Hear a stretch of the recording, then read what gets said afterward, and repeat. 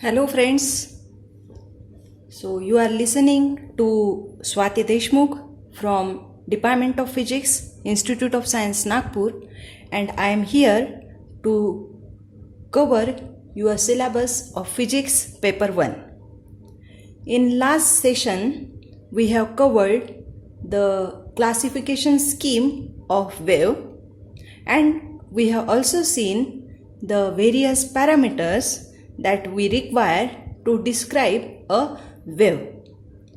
From that last session, I received a very good question from your side that is related with the concept of phase.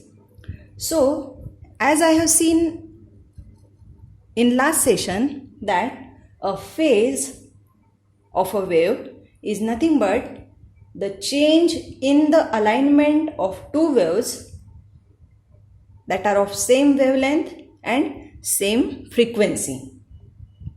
So we can say it gives us the relative displacement between two waves with respect to each other.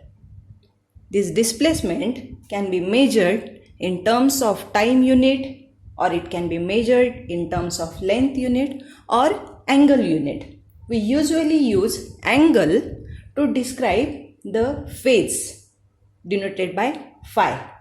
It can be expressed in radians or it can be expressed in degrees also, with the conversion factor 1 radian equals to 57.3 degrees. So the phase difference associated, so let us consider this wave. This is a complete one cycle of wave. It consists of one crest and one trough. Let lambda is the wavelength of that wave with time period t. Now, the phase difference associated with this complete cycle is equals to 360 degrees. Or equivalently we can say it is equals to 2 pi radian.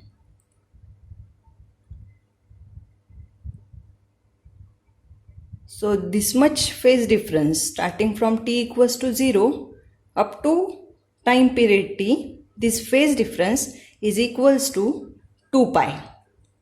When we consider the position of this crest only, then the phase difference between t equals to 0 point to this crest time, this phase difference will be pi by 2.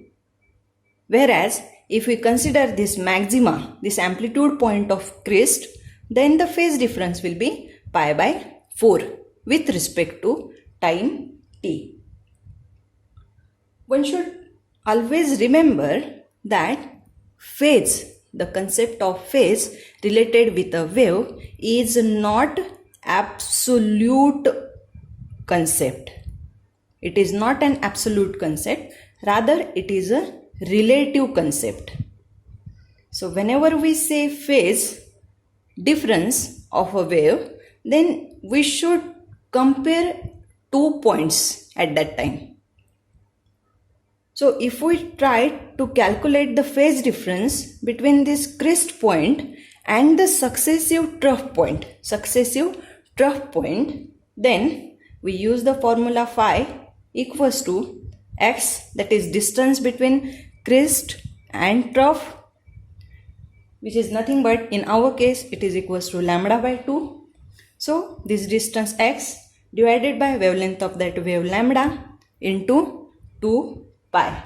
So this phase difference is equals to pi, the phase difference between a crest and a successive trough.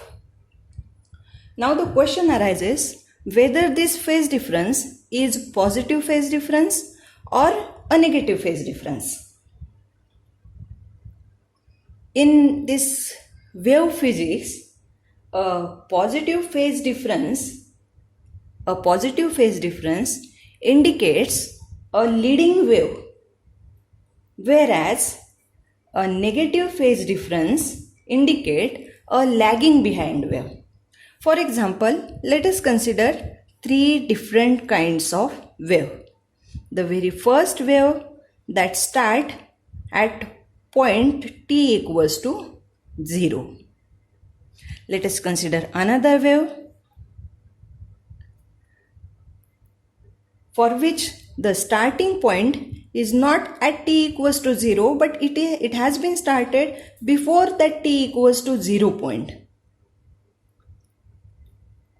And third case, let us consider a wave that is not started from t equals to 0 point, but it has been started after some point time t equals to 0. So let us consider the wave should be like this.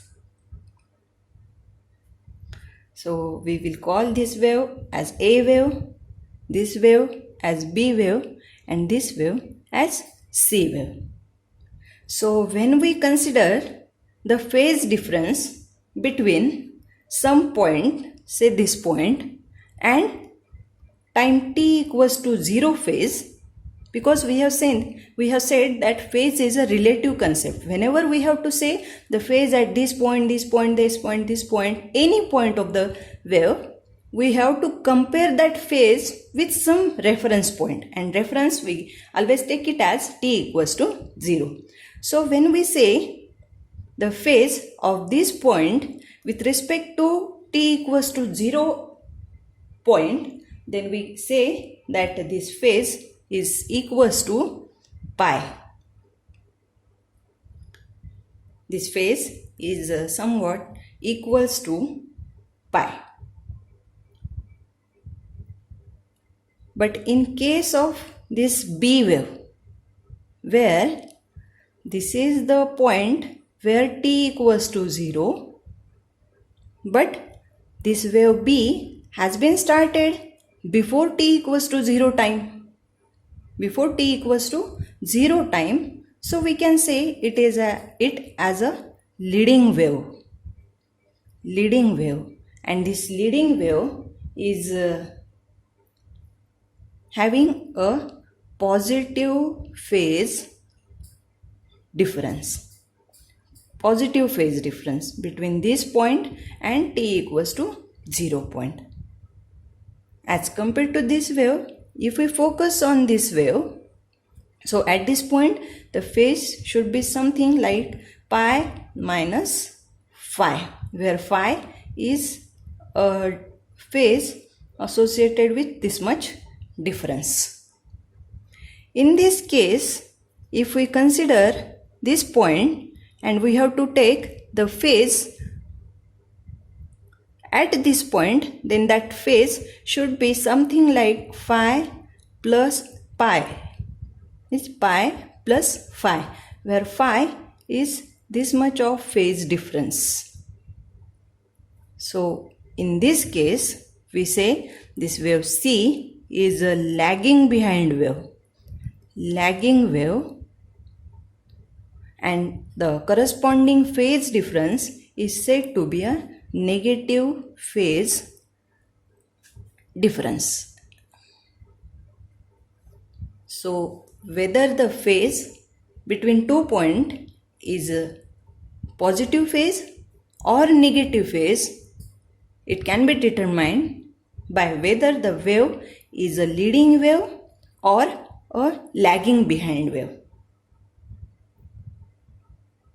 This is how we can determine the positive or negative phase. In few cases, it is said that if the movement or propagation of a wave is towards the positive x direction or towards the left side, then that wave is having a positive phase.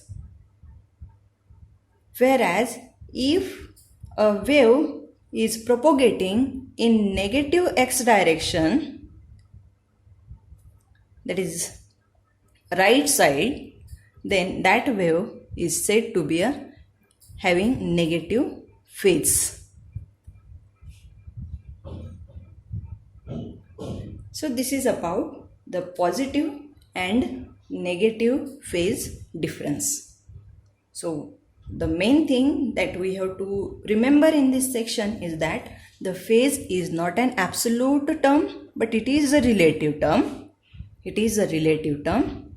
And so whenever we have to speak about the phase difference between a crest point and trough point, we have to mention from what reference we are calculating the phase difference. Because if we take this trough point as the reference,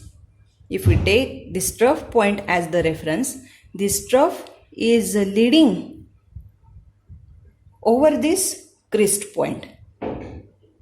So in this way, it depends on whether we are taking reference as this trough point or the crest point, depending on which we will say the phase will be positive or a negative phase. The next thing in this session that we have to cover is the mathematical expression of a wave.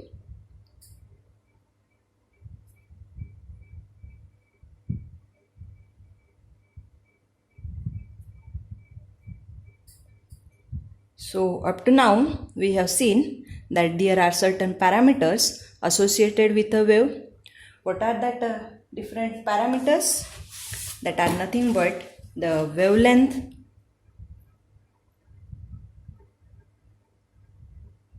denoted by lambda, and it is having the dimension of length.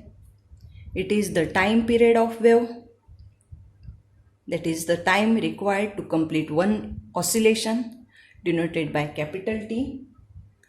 It is the next parameter is the frequency of wave, denoted by nu, and is having dimensions of hertz, measured in the unit of hertz.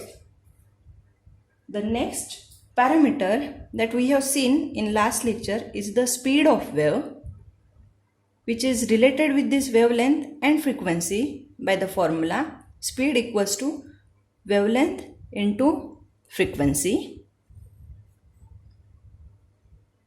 Let us highlight this formula. One more parameter that we have to take into account when we have to describe the wave mathematically is nothing but the angular frequency. Angular frequency of a wave, denoted by omega, and is equals to 2 pi nu, where the unit of this omega is nothing but radian per second.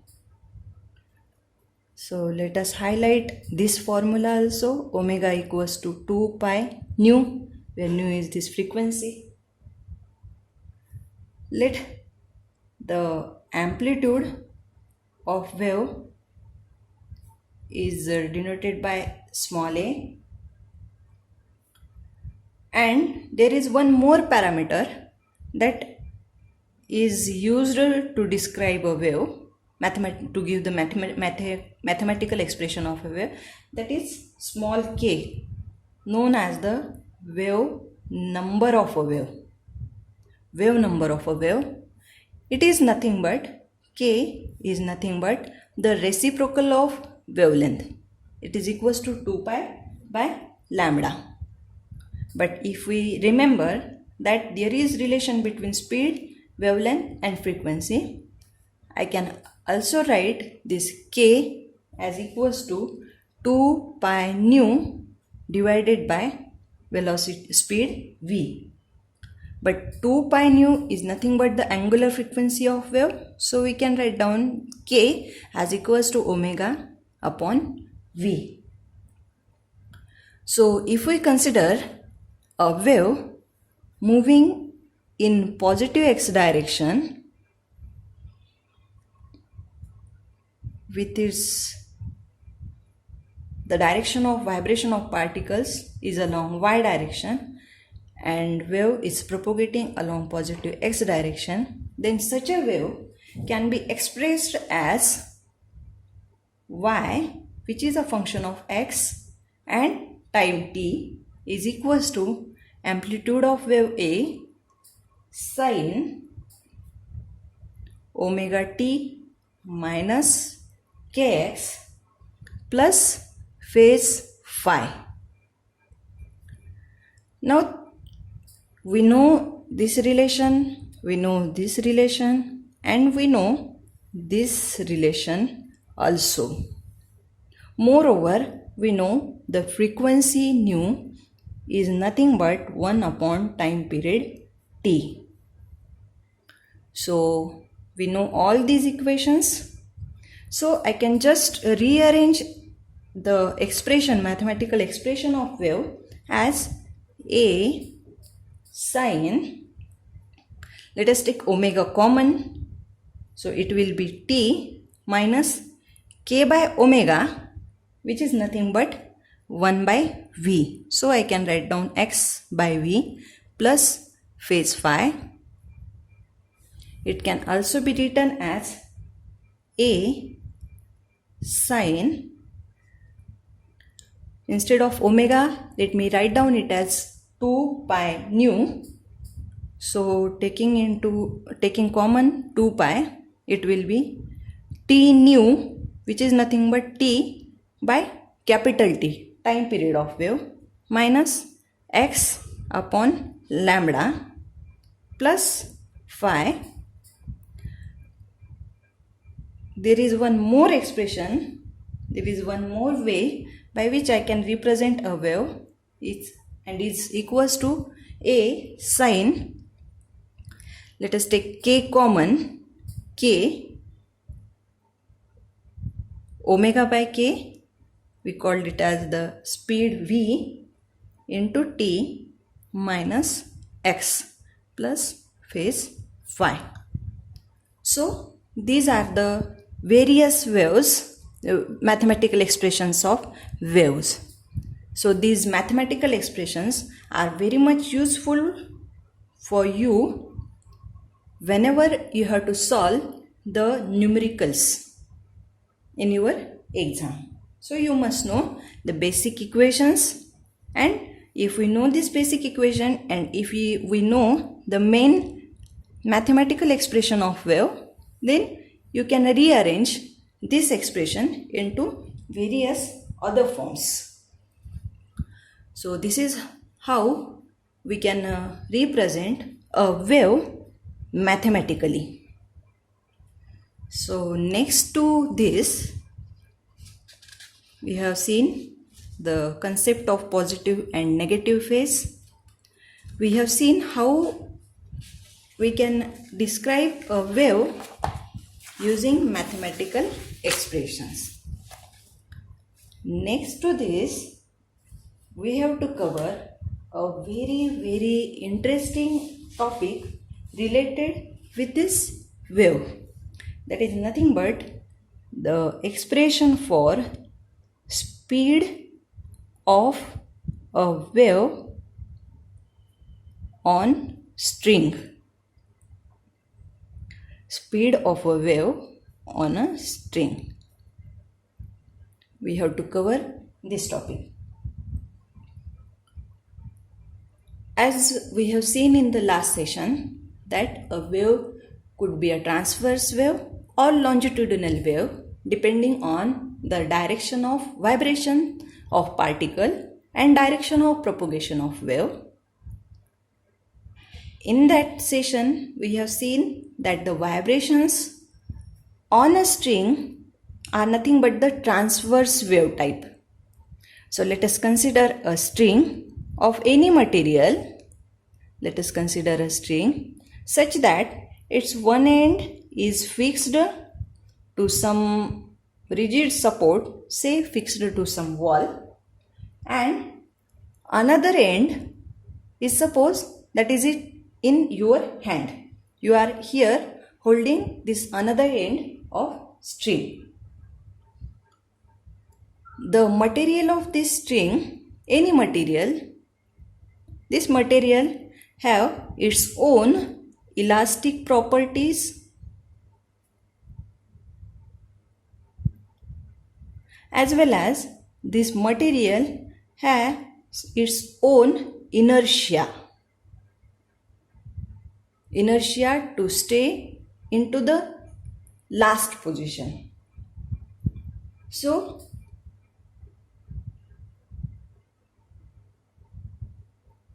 let us consider that you have given a small jerk to the string. You are holding the string in your hand and you have just given some small jerk. So what will happen? Some part of the string get disturbed and that will convert into a transverse wave that propagate in this direction. Okay, after giving certain jerk by you to the string, what will happen?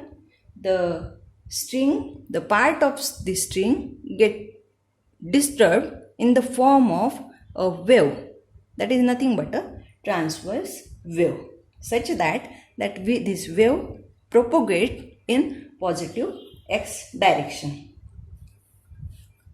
Let us suppose that the wave is propagating with certain speed v.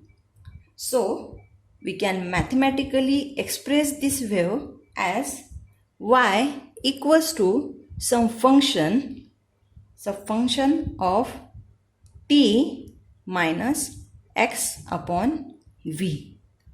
We have seen in last session, we have just seen that this y, that is displacement, is a function of x and t. So we have represented y equals to a function of t minus x by v. Of course, this x by v is again having dimensions of time. Now, after giving a jerk to this string, what will happen? The part of the string get disturbed. Why? Because of its elastic property. But this part of string doesn't remain in this disturbed stage forever. Rather, it will try to regain its original position by virtue of its inertial property. Inertia to regain its original position. So, this disturbed part, what will happen? This disturbed part of string exert a kind of force on its neighboring particles, on its neighboring part. This force is in the form of elastic force. And the neighboring part of the string respond to this force exerted by this disturbed part. It responds to this force in the form of tension of the string. Tension of the string denoted by, actually we usually denote it by capital T, but previously we have used capital T to denote the oscillations, the time period of oscillation. Let us denote the tension in the string by letter F.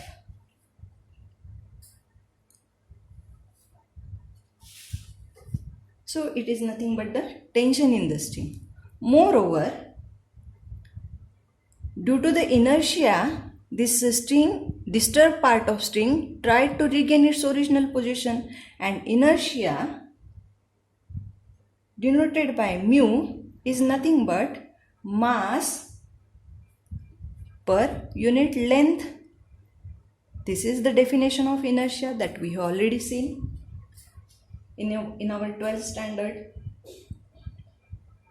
So what we have to do?